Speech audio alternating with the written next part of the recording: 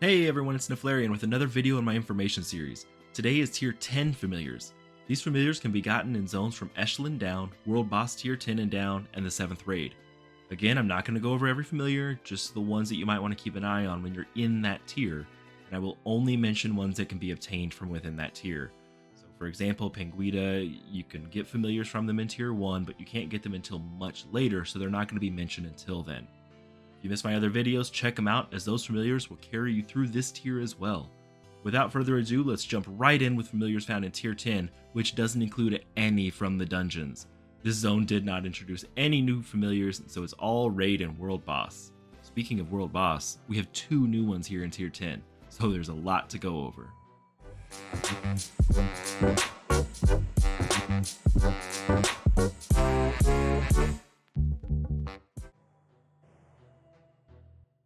Kapori is really the only raid familiar worth talking about right now. His bonus is what sets him apart from other familiars, where overhealing converts to shields. This means any healing you do when their health would be maxed out becomes extra shields, so far less waste in healing. Built-in dual strike means you can also get some pretty intense single turn healing. Unfortunately, his stats aren't really ideal. He's slow and he's got a lot of health for a healer. Additionally, he takes 100 raid fusion materials per fusion, so you're looking to run a ton of raids just to afford him. That's about 100 raids. Worth knowing about, not worth grinding for. We finally have a new world boss, Melvin Factory. All of the fusions from this world boss only take fusion materials too, so there's less grinding, you only have to run the world boss. However, those fusion materials only drop at about a 5% rate, so 1 in 20, and there's no way to increase that. The first fusion to talk about is Macho Mad Dog Melly Man. Pretty good built-in damage reduction, and he also gives nearby teammates extra damage to eke out a little bit more DPS. He has a 0 SP shield self to help sustain him a bit more. He can be a pain in PvP because of the damage boost he gives, so not a bad tank to look at. Moving away from tanks, we get a pretty overpowered DPS in Melborg. He's a pew pew laser gun in familiar form, if I'm going to be honest. 22% damage bonus and 10% more on top of that to high health and low health enemies. His big bonus though is the sheer number of multi-hit skills that he has. Since you're going to be hitting a lot of enemies every single turn, if you put a good attack when you hit an enemy brain on him, he will delete teams very quickly. Melvitron is the mythic familiar from this world boss. He's got high in power and dual strike built in, meaning he can get really great bonuses. And he also has the same bonus from the Harvester Ancient. At the beginning of every one of his turns, there's a 5% chance to cast a random skill for free, which means you have a 5% chance to get 2 turns per turn. He has multi-hit skills as well, so with some really good RNG, you can potentially hit over a dozen times by proccing the big multi-hit skill and then using that same skill and getting dual strike. Moving into the next world boss, Extermination, we have even more good familiars. This is the world boss that players are often recommended to camp in to get certain familiars, especially for one in particular you might know their name. First up is not that familiar though, it's Turmbot 9000.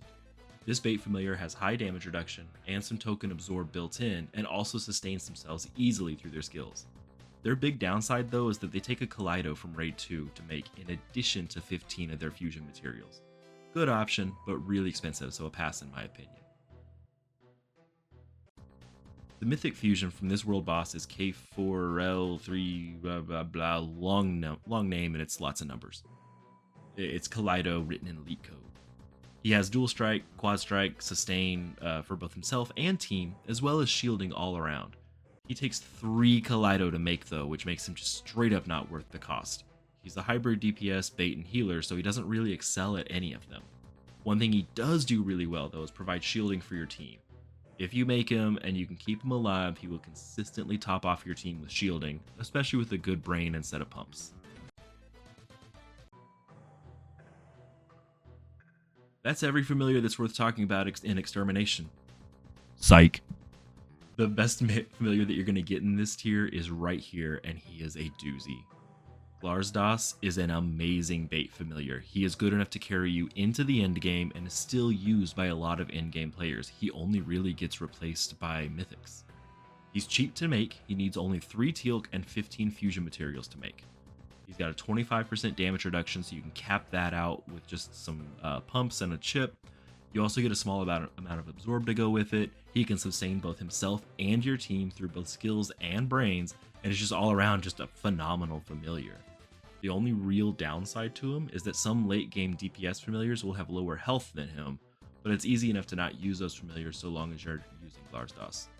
I cannot restate how important Glaros is, and that you have 1,000,000% should farm for him, and not just one, but make 7 of them, so you can have 2 fully stabled versions and make what is known as the Glaros sandwich, where the first person in your team is Glaros, then yourself as a DPS, and then the last person is Glaros, taking all of the hits for you. Those are the familiars that I wanted to mention from tier 10. We got a great endgame bait familiar, some serviceable other familiars. Is there one that you think I skipped over that should have been included? Which are your favorite familiars?